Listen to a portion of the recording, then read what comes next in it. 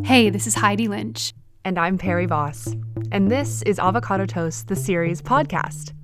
Our web series was inspired by our real life experiences, The great ones and the heartbreaking ones. And our podcast series is inspired by the community around us, the people we collaborate with, the people who lift us up, the people who listen when things aren't going so well and celebrate when things are. And in our podcast, we wanted to reach out and chat with other artists and creators to find out what makes them tick, what inspires them, what drives them, what brings them joy. We hope that they inspire you as much as they inspired us. Enjoy. Today, Perrie chats with Kiki Divic, production designer. Hi, Kiki. How are you?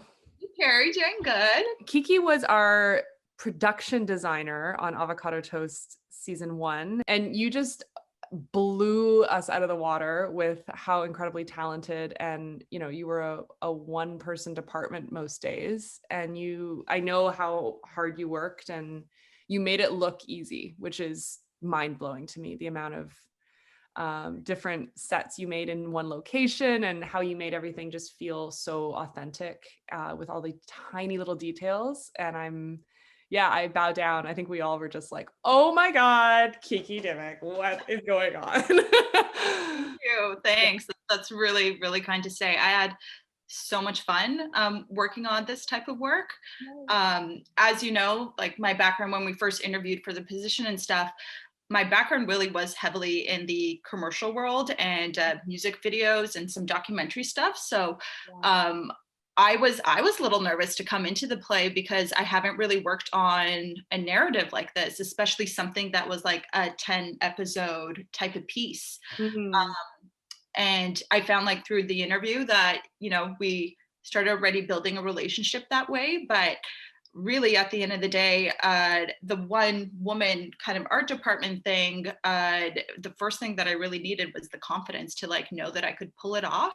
Mm-hmm. And when I saw you guys excited about the ideas and what I could bring to the table, I kind of like dropped my shoulders a bit and I felt like, okay, I'm in this. Like, oh, cool. Well, it's so funny. Like sometimes when I talk to people, because I'm a creative person and I'm visually creative, but I somehow have a really hard time imagining a space differently, if that makes sense. Like the ability that, interior designers and set designers and production designers have.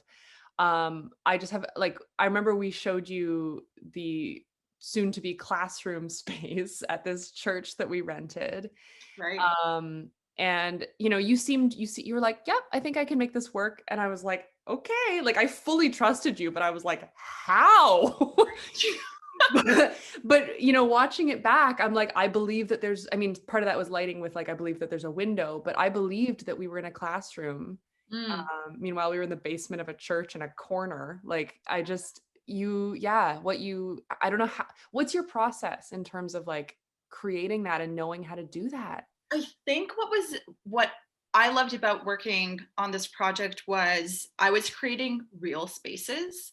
I find again, like back in the commercial side, you're kind of like stylizing and creating like a over exaggerated version maybe of something, or it's like too designed or that kind of like picture perfect thing.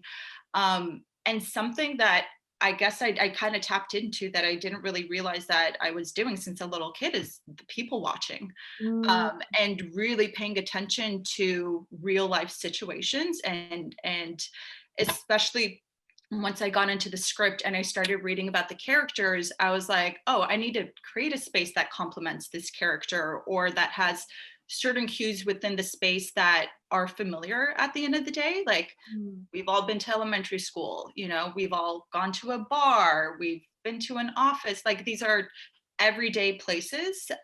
So I really felt like that would be my inspiration at the end of the day, is just kind of like drawing from what I've been observing my whole entire life and tapping into kind of like my own experiences, but then putting it a little bit more towards that specific character or that scene that's in play.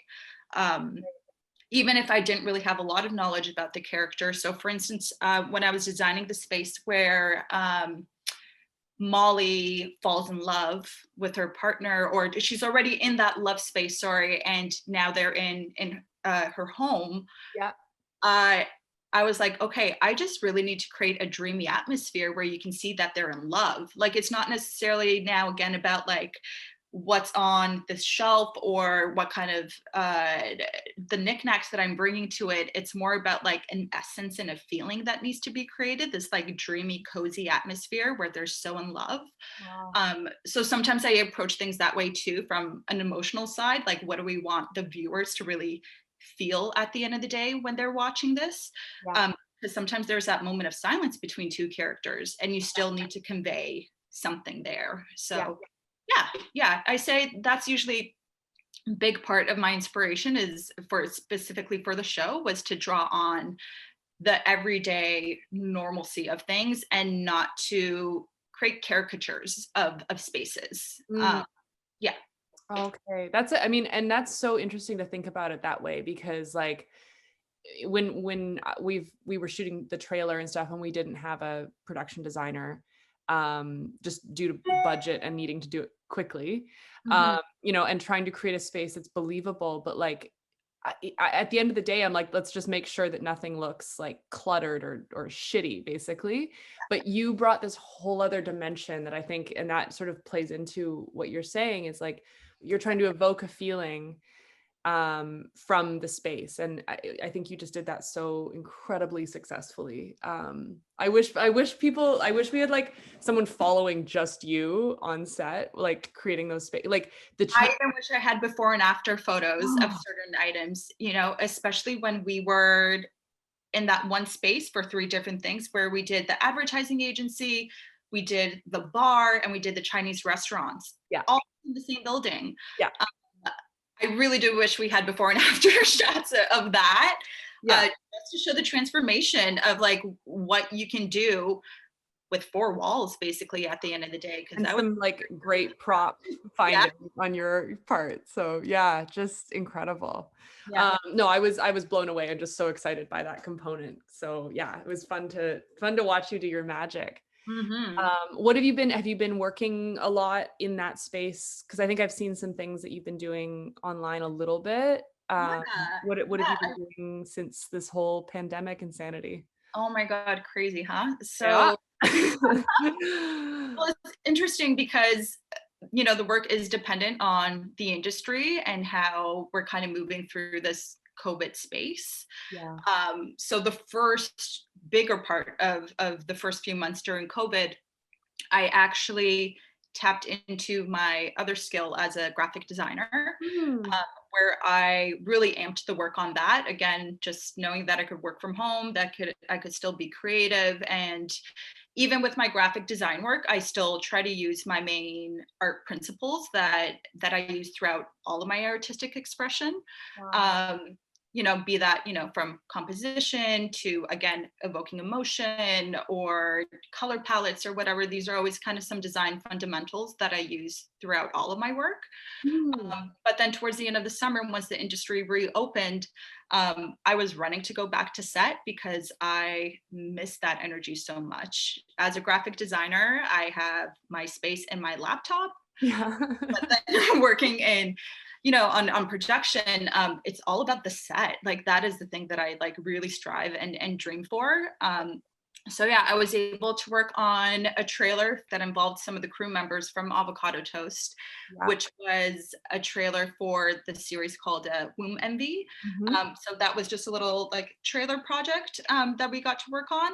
Yeah. And then after that, I kind of went back to the commercial side of things because, again, with COVID, I guess the good thing about commercial is that it's short and sweet. Like you basically have like a week and a half to 2 weeks to kind of really pull everything together, Yeah. and then you're on set for maybe a day or 2 days depending on the type of commercial shoot. So Right. that felt maybe a little bit more manageable so that I can really assess who am I in contact with, how large are these sets, and it just felt a little bit safer to kind of go down that route.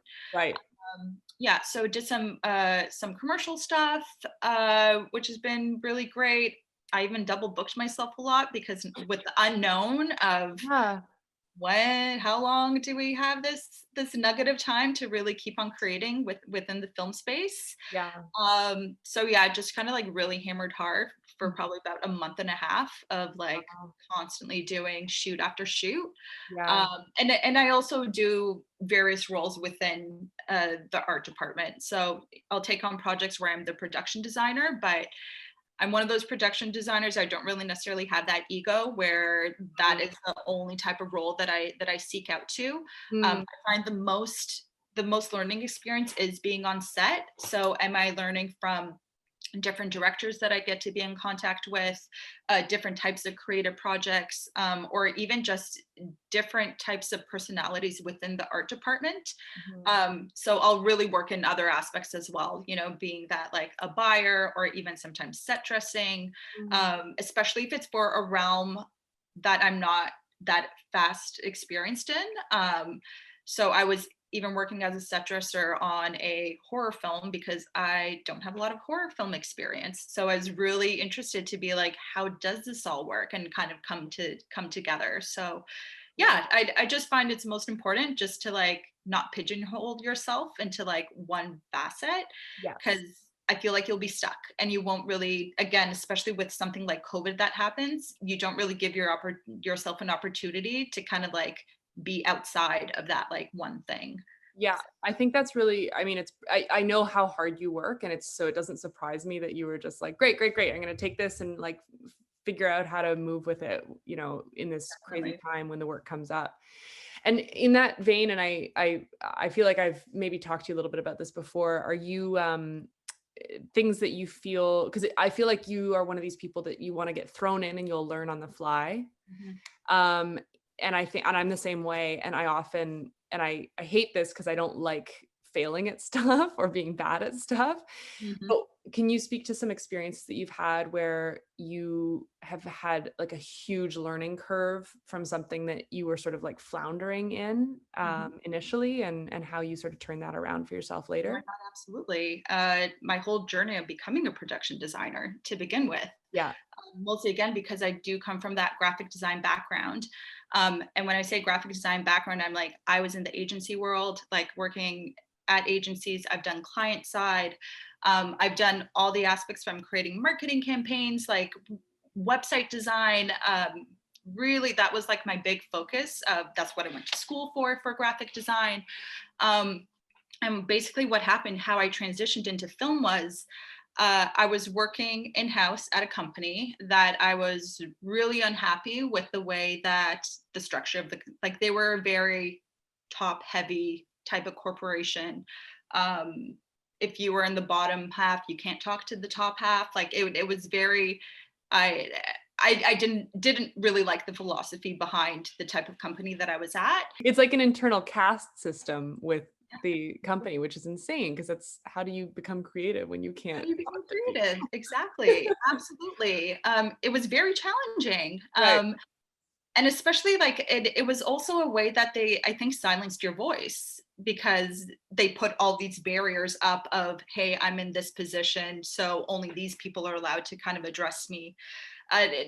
It wasn't my way of going about things. And I think that is important as well, like throughout your career, to also recognize those moments when things aren't working out Right. as opportunities to then be like, oh, great, I know this now. I know this isn't for me. And Right. now I kind of have the energy to kind of like keep moving forward instead of feeling like you're stuck, you know? Yes. Yeah. So yeah, basically what happened was I went to the park to visit, to hang out with a friend of mine, and it just ended up becoming, if I can say, a bitch fest of, Yeah, you can swear. Thanks. yeah, can I Yeah. swear? Yeah. Yeah. Oh my God. A bitch fest about like complaining about my current job.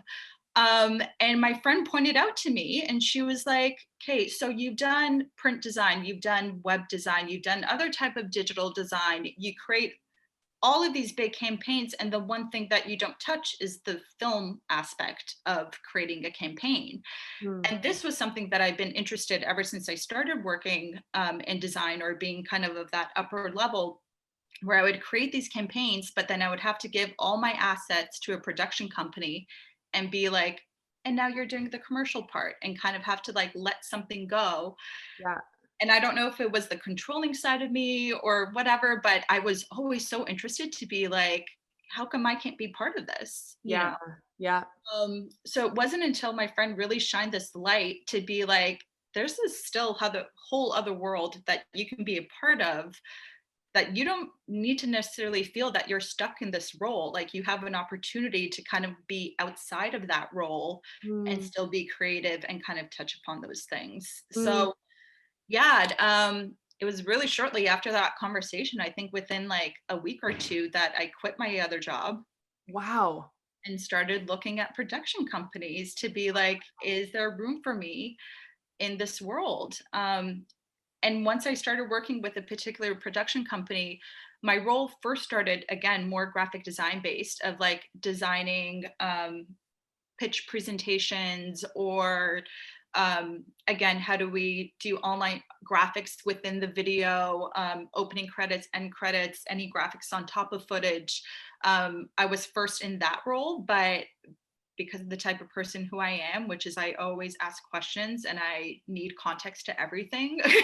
That's great. You're a very curious person, which I appreciate. Yeah. Sometimes I'm like, do I ask too many questions? But again, it's just something that like I really enjoy figuring out. Hmm. So yeah, because I'd started looking at these presentations once they were already done, I was like, oh, this could have been a cool extra added thing to, to this scene. Or why Mm, didn't we play with this color palette instead? And how come we're not showcasing this particular thing? Um, mm, so slowly but surely, I started moving over my role to more of that production designer side, which then led me to be on set. And my first time on set was hilarious. I didn't know who was what or who did what. I asked the director if I could borrow some like snot tape or some like black tape off of them. Like, didn't know that the director wouldn't have that for some reason. Or I'm asking the grip where I can plug in my cell phone, or I'm asking the DOP questions that had nothing to do with his department. I did not understand the roles. I just got kind of thrown into things, Yeah. which is how I do like.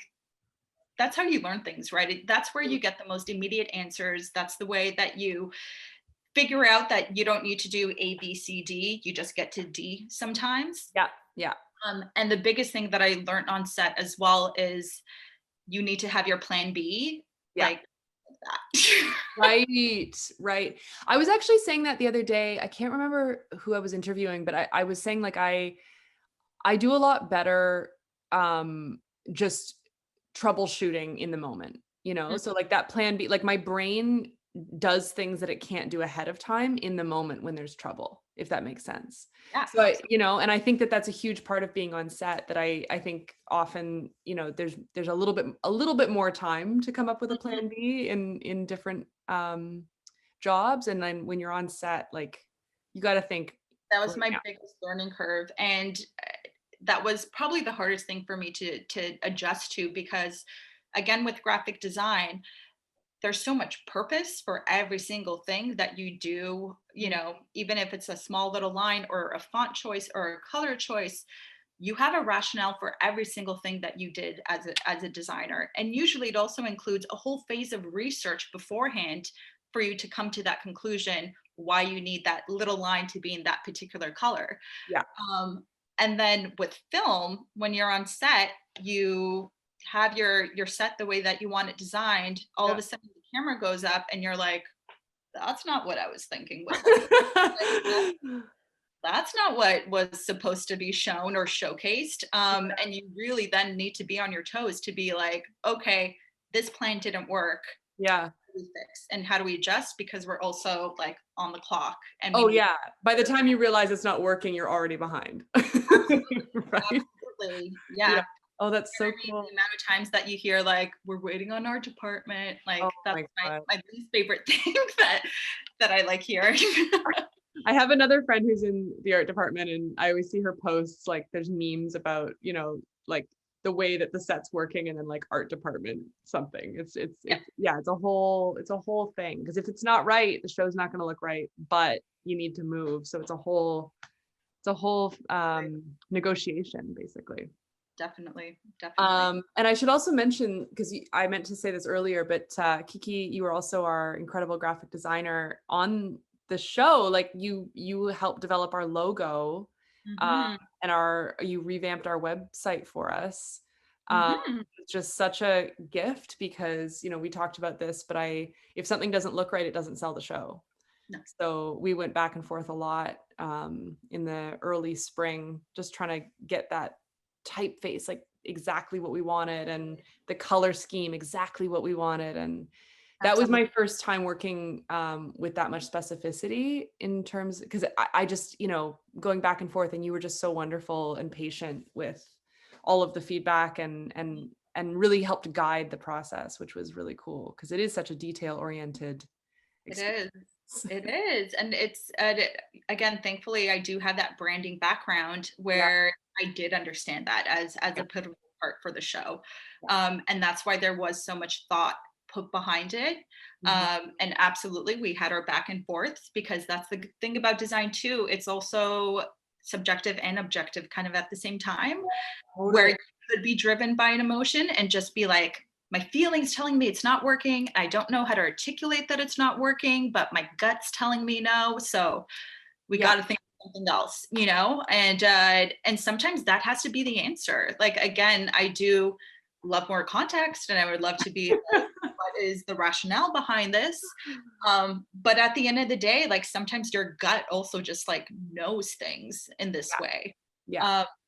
And designing the logo and kind of the branding behind the show was an interesting process for me too, because I was doing the design for it at the same time as the editing was happening of the show. That's right. So a lot of the feedback was like, it needs to feel like the show, and it needs to feel like it'll fit together properly. So there was a part of me that was kind of like, I think, Well, and I think that there was a benefit in the fact that, I was on the editing side, so I was seeing it come together. So I was able to say, this is feeling too modern, this is feeling too whatever. But I think you were really great about sort of just staying on your feet with that, and being able to adjust as things were coming up. It was a bit of a dream process, honestly, because I could imagine, other people being like, okay, well, that's the design. So y'all screwed up, and that's not my fault. And but I think like right until, we were just before Picture Lock, I think we were working on that vibe together. And but that's also because of the kind of the transition of the episode had from the first cut that you showed me to the final cut. Very different feel. I'm also grateful the fact that I even had a first cut to reference to begin with. Totally. The tone of the show, but honestly, the first time that I really saw the logo in play was when the show launched, and I watched the first episode, and it was one of those like exhale moments of being like, oh my God, it works. Well, I felt the same way, because I felt like, I was getting feedback from the team, but at the end of the day, it was really you and me that were saying, okay, this is going to work or not work. And so it felt a lot of like pressure. And I was so thrilled when I saw that slam on of the title, and I was like, that's it. It worked, and we're there, and we did it. Absolutely. And we've gotten so many incredible compliments and feedback from people who I know in the design world and marketing world, who are just like, but that logo though, I'm like, I know, she killed it. Amazing. Yeah, so it's been really cool to have that feedback as well.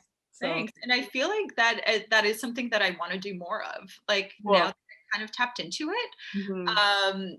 Branding of shows, like, I feel like that's another way that I can kind of like merge my two worlds together. And I feel like, again, like it's another aspect of the storytelling of the actual show at the end of the day. So I don't know, I feel like very inspired by the whole process and how it kind of came together. And there's definitely a part of me that would like love to continue down that train of helping like branding shows or content like that. That's amazing. That's so cool. In your sort of in that same conversation, what for you stands out when you're watching something that makes like a really incredible film or TV show that, makes you want to keep watching? Like what are the sort of elements that you grab onto? It's a really good question. I don't know if I've actually really, it's one of those things where you're not conscious when you do it, when you start parsing things out of like, oh, I liked this character because of this, or like this set design because of this. And I think that is the beauty of film, is that everybody brings their own creative side, or what they interpret as art, to the table. Yeah. It's, I think, the same way that I look at other things that inspire me from like an art perspective of, you know, is it a painting, is it architecture, is it like, everybody has their own kind of voice to it. So I feel like that is something that I do enjoy, specifically when you become very familiar with a certain director and their style.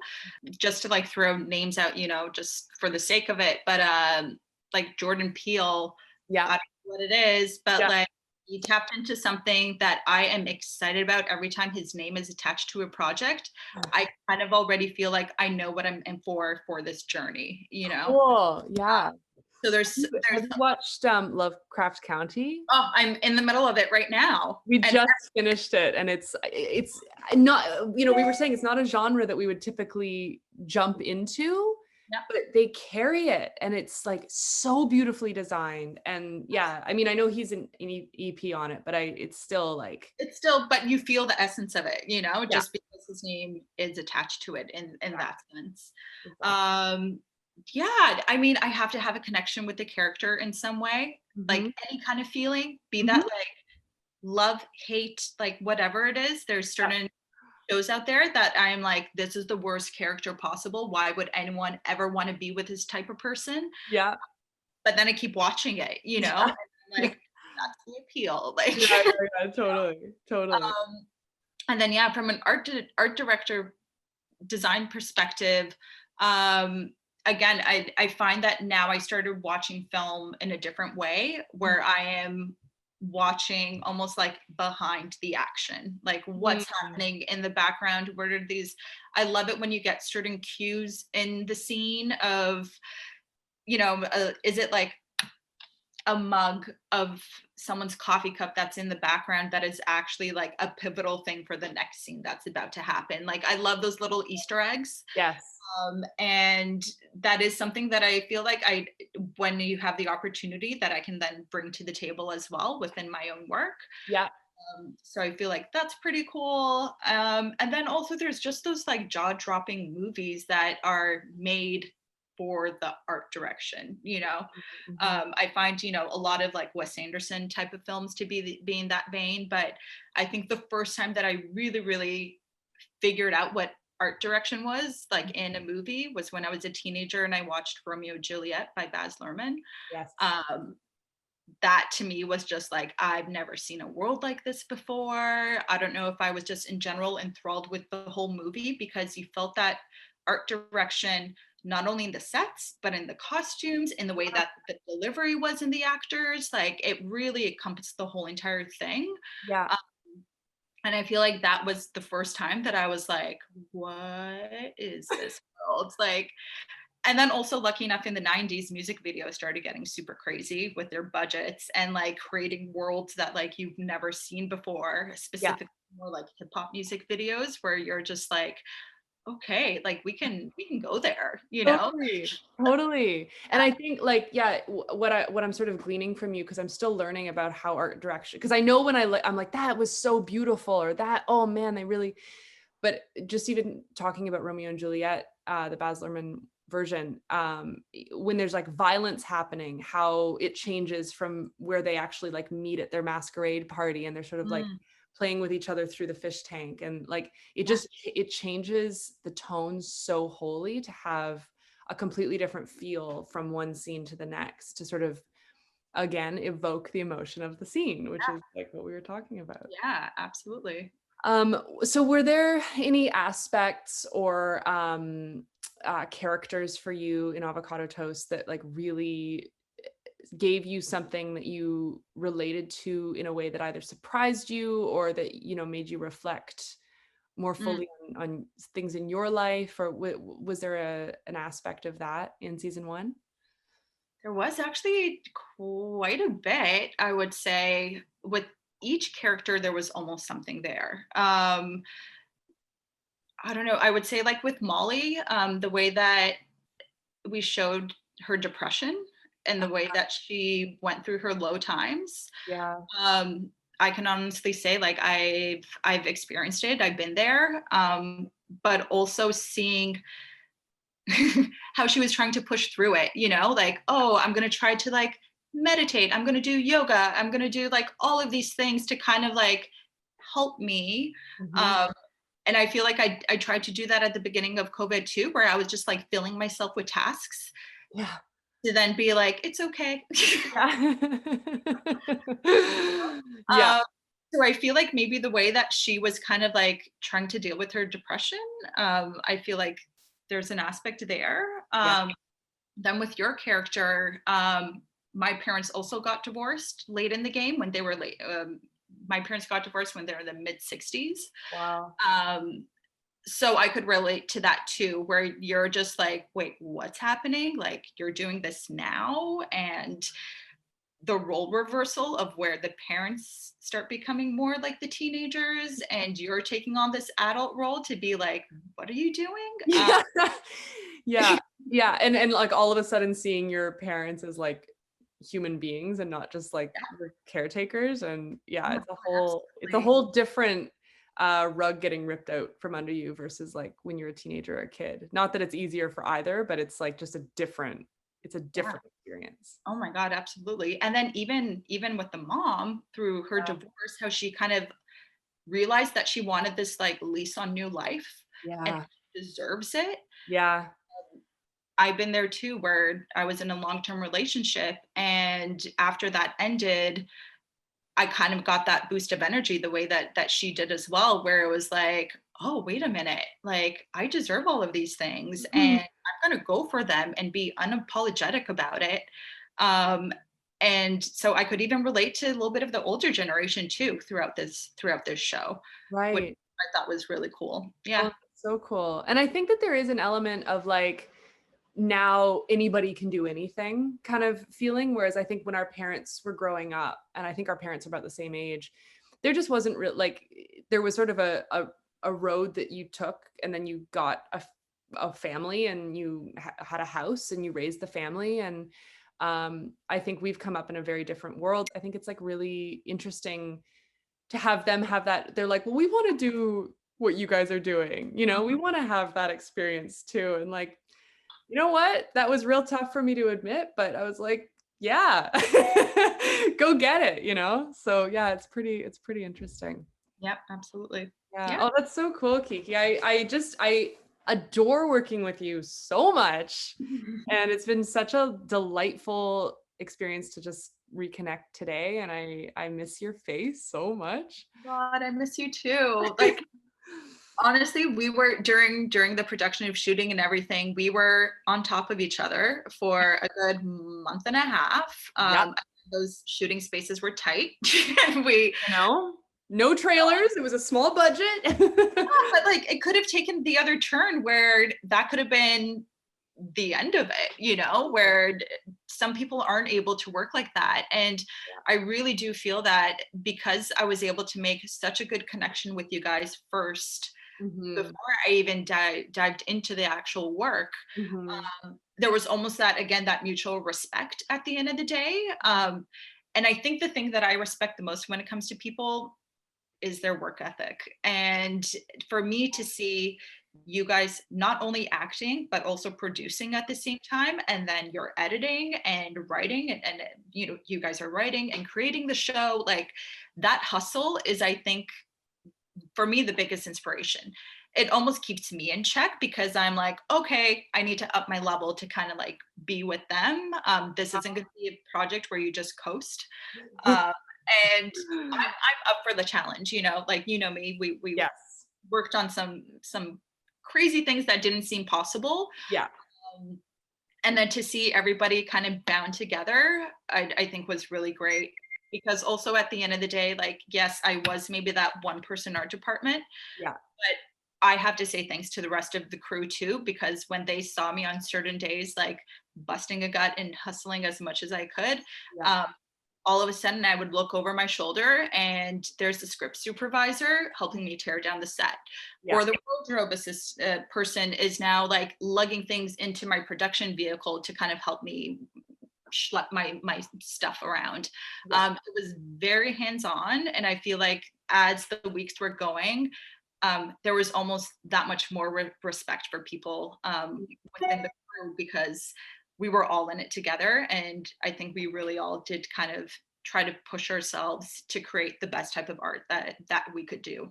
Yeah, I totally agree. And I think you're such a team player. And yeah, whenever anybody had free hands, we were jumping in, because I think you mutually inspired me, because I just saw you always operating with a level head and kindness. You led with kindness. And I think, you know, the amount of things that you had in your brain and the amount of organization that took was just so inspiring. Like, you know, we all had our days. We all had a day where, like, it was just too much. It was overwhelming. But I think, like, there was never a time where I was like, if you ever needed a minute, I was like, you take that minute, girl. Like, you know. So I bow down, and I look forward to being able to work with you again on any project, if it's not season 2, something else, because I cannot say enough good things about you. I think you're just amazing. Thank you so you're much. just the best. Appreciate it. I'm so bad at taking compliments. Thank you. I need to just take that one. Just take it. Awesome. Well, Kiki, where can people find you and your work online? So my website is kdivic.com. So K and then my last name, divic.com. I'll have some, examples of my work over there. Great. Instagram, you can follow me at Kikzilla. Okay. That's probably, I would say, the best place. Contact info's on the website if anyone wants to reach out. Amazing. And I'll put all that in the show notes, so it's like super easy to check out. But yeah. Thank you so much again. Enjoy this beautiful weather today. I hope you get outside a little bit. Exciting. Awesome. Well, thank you, Kiki. And we'll talk to you really soon. Enjoy the rest of your day. Sounds great. Thanks so much. Thank you. Bye. Bye. Thank you so much for listening. And thank you to Ontario Creates for the support to make Avocado Toast the Series podcast possible. You can pick your player to watch all 10 episodes of Avocado Toast the Series at www.avocadotoasttheseries.com. We'd also love to give a huge shout out to Russell Lauder for the use of their beautiful song, Cost of Living. You can find more of their music sprinkled throughout the episodes of our web series, as well as on Spotify, Bandcamp, and iTunes, and links to their social media